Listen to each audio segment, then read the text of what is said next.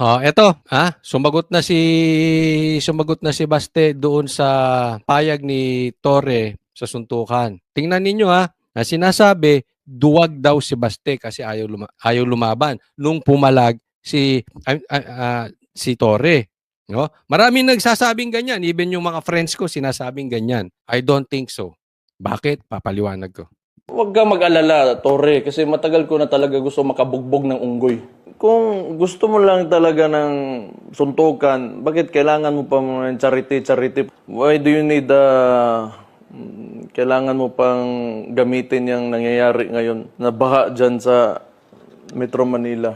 If you're really serious about this, kung gusto mo yung charity na yan, and you've laid some conditions, then let me lay my own conditions for the event. Kung serious ka talaga, these are my conditions. Pakiusapan mo yung amo mo na presidente and let it come out of his mouth that all elected officials should undergo a hair follicle drug test. Ayun, maliwanag. Napakaliwanag. Okay, ito siya nagtatawa na. Ay, naku si si Baste, napahiya, hindi lumaban. Pahiya tayo, pahiya sila, pahiya ang mga Duterte. Yung mga ganyan mga banatan.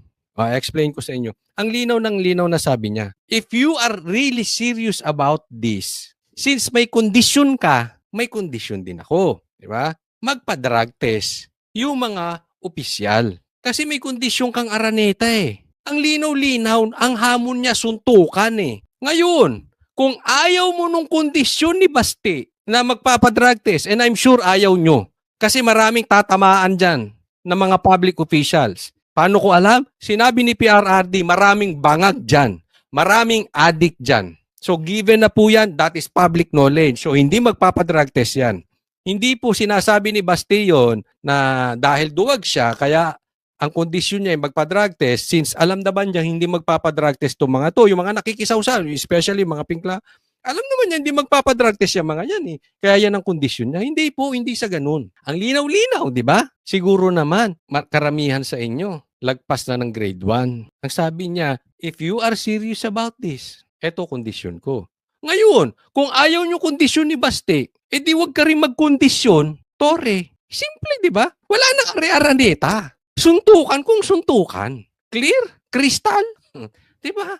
Hindi natakot si Baste dyan. Kaya dun sa mga nag-i-interpret na nakakahiya daw yung sinabi ni Baste, i-send nyo tong video na ito. Hindi po nakakahiya, ang liwanag eh. Di parehas ng walang kondisyon. Wala nang araneta, wala nang drug test, suntukan na lang. Sino man nagsabing boxing? Pinasok-pasok ni Torre yan eh. Coach, masyado kang violente? Hindi, ayaw ko nga niyan. Kung may magagawa ako, ayaw ko ng suntukan. Mapapansin nyo, nung vlog ko parang kahapon, kinukontra ko na si Baste na wag lumaban. Talo siya dyan eh. Kahit mabugbog niya si Torre, hindi halata. Tingnan nyo. Hindi pa nga nagbo-boxing, tingnan nyo na yung mukha, parang binugbog na. Hindi naman tayo nagfi-feeling gwapo. Kaya lang siya nagfi-feeling Pacquiao eh. Nakita nyo yung itsura ni Pacquiao after nung laban niya? Ganun na itsura ni Torre, hindi pa nagsisimula ang boxing. Now, kung ganito itsura ko si Baste, hindi ko sasayangin sa iyo, Torre. Kung boxing lang, di suntukan. Pwede, May bubulagta talaga diyan sa suntukan. Ulitin ko, baka naman ma-judge tayo. Kung may magagawa ako, aawatin ko. Alam yan ng mga friends ko, sinasabi ko. Even sa GC namin, wag na. Wag nang ituloy ni Baste yan. Hindi siya duwag pag hindi siya lumaban. Nagbibigay lang tayo ng suggestion para hindi matawag na duwag. Nagigets nyo na po. Ang liwanag eh. Papalagan ko yung charity mo na yan. Wala problema. If it will answer the issues nitong bansa natin, I can do that. Hindi kasi nagpapahiro ito sa taong bayan si Torre. Gusto niyang gawing charity di ba? So, nagpapalakas siya. Alam naman nating tatakbo si Torre sa 2028. So, gumaganti lang din para sa akin si Baste, since ang gusto talaga ng taong bayan. Ako naniniwala ako, more than half of Filipinos, they want drug test. Diba? So, para magkatuluyan, bakit hindi na lang natin gawin? Mamili na lang kayo. Wala nang kondisyon, suntukan na lang sila, Walang drug test, walang Araneta, suntukan sila sa isang kwarto, or may drug test, sa Araneta natin gawin. 'Di ba? Kasi hindi naman pwedeng kayo ng kayo masusunod eh. Sa katunayan, mamaya explain ko, masyadong malaking magiging problema pag sa Araneta. But so be it, matuloy na lang yung drug test. Kasi yan ang gusto talaga ng Pilipino eh. Ng hair follicle test na yan. So tama si Basti. So why not? Kung 4 akos kayo, 4 akos din kami. Gawin natin. Di ba? Anong sangayon kayo doon? Hindi pwedeng puro si Torre ang masusunod. Gusto mo sa Araneta, hair follicle test kayo. Ayaw nyo ng hair follicle test? Wala nang Araneta. Suntukan na lang sila. Wala nang boxing. Wala nang gloves. Sa isang kwarto na lang sila. Walang barilan ha? Baka isumbong mo sa mga pulis mo eh. Walang traiduran. Sports lang. Mapakalalaki. Ano dyan? Lagay nyo. Doon sa choices, lagay nyo dyan sa baba. Ngayon, pakinggan natin ito. Ha? Ang dami kasing nakikisawsaw na mga laos. Ayan. Ang daming nakikisawsaw na laos eh. Isa pa to, siga doon. Oh. Kung sakaling matuloy ang exhibition match na charity boxing fight ni General Torre at ni Baste, ay nagvo-volunteer ako na maging referee because I am worried that General Torre might inflict a catastrophic injury on Baste dahil yan si Kita mo. Diyan pa lang eh. Una, gusto mo maging referee. Halatang pabor ka na kay Torre. Bongbong sip-sip ka eh. Hindi ka naman pinansin ni Bongbong Marcos. 'Di ba? May napala ka ba? Naging secretary ka nga eh. Oh, anong nangyari dun sa posisyon mo? Ha? Nganga ka. Oh, sige, sip-sip ka pa ulit kay Bongbong mo. Oh, pero tingnan nyo, magre-referee ka. Bias ka na. Kung hindi ka ba naman bobo. Pangalawa, magre-referee ka. May experience ka ba maging referee ng boxing? Baka nga wala kang alam sa boxing. Baka nga hindi mo kaya mag-exercise kahit 3 rounds ng meets ng boxing. Tapos gusto mo maging referee. Di isa kang bobo. Bobo talaga to. O bakit daw? General Torre, astig yan. At merong iniinom yan na energy drink. Yan, coffee. Okay, hindi kaya pulburon yan. Hindi, siguraduhin ko lang ha, kasi umiinom daw siya eh. Baka naman, ako naniniwala ako, birds of the same feather flock together. Hindi kaya cocaine yan. Hindi kaya pulburon yan. Ano yan? Baka nakabalot lang yan. Ha? Hindi naman. Hindi kasi may namatay eh. Hindi kaya ano yan. Hindi kaya coke yan. Or MJ. Di ba? Isipin mo, kaya pala na-over, pinagsabay yung coke tsaka MJ. Tapos may alak pa. Patay. Hindi kaya. Ako ay nagtatanong lang. Bobo. Hindi kaya ano yan. Pinagbabawal na ano yan. May iniinom daw energy drink. Sige. Coffee. Ito, binigyan nga niya ako eh. Itong coffee na ito ay talagang energy drink ito. At kapag ka nakainom ka nito ay talagang astig. Astig na astig. At talagang malakas na malakas ang katawan mo. Kaya ako ay nagwo-worry dyan kay General Torre. Baka ma-carried away siya. At masobrahan ang pagsusuntok niya kay Baste. Corny, no? Corny, no? Kunwari, magsasarcastic ka na lang din yung may dating. Walang arrive eh. Totoo lang. Yung pagiging sense of humor nito, wala talaga. Walang dating. Yung pagiging sarcastic mo, walang dating. Bobo ka talaga. Hindi, ano ba tingin nyo? Tama ba ako bobo to? Hindi ba? Baka daw ma-carried away. Anong gagawin mo kung mabugbog si Torre? Yan ang problema ko. Dito sa mga pulahan, mga supporters, mga vlogger sila, Pinklawan, paano kung mabugbog si Torre? Tatanggapin nyo ba talo? O sisisihin nyo si Baste, pumatol sa matanda? Di ba? Aaminin nyo ba? Ikaw, Gadon, pag natalo, aaminin mo talo? O paliliguan nyo kami ng isang katutak na excuses? Kasi talo yan. Gusto mo, pustahan tayo, Gadon. Yung energy drink mo, gagawin kong 10 pag nanalo si Torre. Kayo naman, niloloko nyo taong bayan eh.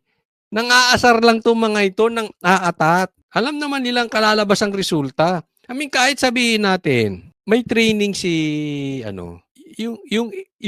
yung height difference, yung weight difference, and yung age difference is too much. Push up pa lang kita mo na eh. Di ba?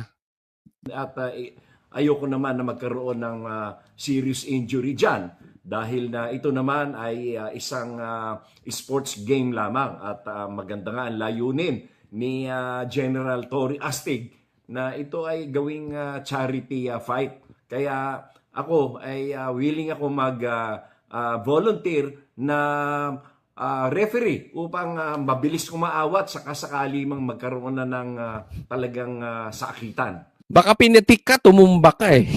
Kaya ako ay mag-volunteer. Referee Larry Gadon. Naks. Kita nyo, ang daming nakisawsaw. Ito mukha ngayon ng Facebook. Yung mga laos na politiko, mga laos na mga, ang daming nakisawsaw. Supporters, vloggers, boom. Ngayon ko nakita na we are a boxing country. Ang daming naging expert. Ang daming naglabasan ng kung ano-ano. Nagsasawsawan na. Even itong, hindi ko ito alam ha, kaya tatanungin ko kayo, itong mainstream media, itong News 5. Host nyo ba si Heydarian tsaka si Rendon? Nakisawsaw din. Diba? Hindi ko alam, hindi ko sure. Okay? Pero naman, kaya nga sabi ko magkakagulo dito kung gagawin nating araneta eh. Bakit? Sinong pipili ng referee? Diba? Paano kung damputin si Baste? Alam naman natin ang karakas ni Torre. Hindi sumusunod sa batas yan eh. Paano kung meron palang nagpalabas na sila ng Interpol warrant of arrest? Di ba sabi nila, basta merong Interpol warrant of arrest, bibit-bitin agad. Yung ginawa kay PRRD gagawin. Paano kung nabugbog to? Biglang, yung pala merong warrant of arrest, biglang dinala. Coach, imposible na. Wala pong imposible kay Torre. Remember this. Kung sasabihin ko sa inyo, 2 years ago na si Torre ay maghukay sa isang eskwelahan sa loob ng isang simbahan, hindi kayo maniniwala. Pero nangyari. Why? Lahat po posible kay Torre. Makuha niya pangarap niya, dadaanan kayong lahat. Sa gobyernong ito, everything is possible. Saan ka nakakita? Billions, pinagmalaki pa. Flood control projects, baha pa rin. Everything is possible in this country. Itong bobo na ito, binigyan ng posisyon as secretary. Gumawa ng posisyon. Hindi naman posisyon. Hindi naman ahensya yung pinasok po nito eh. Para lang mabigyan. Mamema lang. May masabi lang na maging secretary siya. Everything is saan kayo nakakita may mamamatay kasama ang first lady sa LA? Ano? Drug use. Kung sinabi ko yan 2 years ago, maniniwala kayo? Hindi. Ngayon nakikita nyo na everything is possible. Paano ko pagdadamputin to ng pulis? Paano nagkagulo doon? Even boxing nagkakagulo. Magkakaroon pa ng gulo yan. Bakit? Hindi pwedeng walang pupuntang Duterte fans dyan. Hindi rin pwedeng walang pupunta dyan mga komunista. Remember this. Alam natin ang karakas ng mga NPA at komunista. Even yung mga pulahan, pupunta dyan. Pinklawan, pupunta dyan. Duterte, DDS pupunta dyan. Pag ginulo tayo ng komunista, definitely pupunta ako dyan. Di ba? Sino magdi-decide? Sino? Kasi po kami sa NCAA, basketball po, may question na nga dyan. Matagal nang running yung NCAA at UAAP. Yung distribution na nga lang ng ticket, nagkakaproblema na eh. Paano kung hawak lahat nila yung ticket? Walang ibinigay sa DDS o 10% lang. Dehado si Bastiron. Kaya nga anong proposal ko? Ayaw ko na suntukan, pero kung gusto nyo talaga, kayong dalawa lang. Suntukan kayo sa kwarto. Wala kayong ipapahamak na taong bayan. Tama po ba o tama-tama? Delikado yung magkakagulo dyan. Saan po posisyon yung media? Sino ang magiging judges? Ano ang ruling dyan? Sino ang referee? Tingnan mo, delikado yan ha. Kasi yung referee, crucial yan sa boxing. Gusto pa maging referee nito. Diyan pa lang, simula pa lang, gusto nang lutuin si Baste. Paano kung meron nag-below the belt dyan? Magsusuguran yung fans. Magkakagulo yan. Torre, gusto mo yan? Really, Torre, are you serious about this? Dapat ikaw sumusolusyon sa peace and order. Nilalagay mo sa alanganin yung taong bayan eh. Kung nagmamatapang ka at gusto mo lang lumaban, di so be it. Kayo na lang dalawa, wag nyo nang idama yung taong bayan. Imposibleng hindi magkakagulo yan. Imposible yan. May kanya-kanyang supporters yan eh. Para kang nagrally sa isang lugar, yung stage sa kabila, pula, yung stage sa kabila, DDS, yung stage papunta ron, Pinklawang, katabi yung mga komunista. Tama ba yan? Being PNP Chief, Torre, gusto mong basagan ng muka, kayo na lang. Huwag na po natin idama yung mga inosente. Okay ba yun, Torre? Dapat ikaw nagpapaano ng peace and order. Ang daming magiging problema niyan, sinasabi ko sa inyo. Kaya at the get-go, nung pagkarinig ko nung palag dito, maraming nagsasalita na Even, sabi ko nga sa inyo, even my friend sinasabi, pinimessage ako, Coach Oli, dapat pumalag si Baste. Nakakahiya. Sabi ko, antayin nyo yung vlog ko, doon ako sasagot. Hindi ko kayo kayang sagutin lahat. Ang daming complication nito. Yung simpleng basketball nga ng NCAA, may supporters yun, nagkakagulo. Basketball yun. Walang politikang involved doon. They are just fighting for the basketball game of their alma mater. Eto may politika. Remember this, kinidnap si Tatay Digong doon. Nakita nyo na? Nag-iisip kayo? Pinaputok mo to, touring yung paglaban mo para matakpan yung dapat takpan na kahinaan ng gobyerno. Bakit ko nasasabi? Remember, Sunday naghamon si Baste. Sumagot siya 2 days after. Baka nasulsulan, lumaban ka para makalimutan yung totoong issue. Remember, yung unang pagkamatay, anong pinantakip nila? Kidnapping kay PRRD. And now, yung pumutok yung issue. Ang laking balita, di ba? Do I make sense? Torre, naiisip nyo ba yan? Magulo yan. Kayo na lang. Pwede. Kayo na lang ang magbasagan ng muka kung gusto nyo. Sa kwarto na lang. Ang boses ng masa, hindi natatakot. Katotohanan lang, di kami nalulunod. Walang bahid ng sismis, lahat ay totoo. Kahit sino ka pa, pag mali ka babanatan ka. Walang pinipili kulay, wala kaming kinikilingan. Basta para sa bayan, kami lalaban. Pag tama palakpakan, pag mali banatan. Di matitinag, di matatakot, para sa bayan tuloy ang sigaw. Sa harap ng kamera, walang halong takot. Mga baluktot, lahat kayo'y tutok.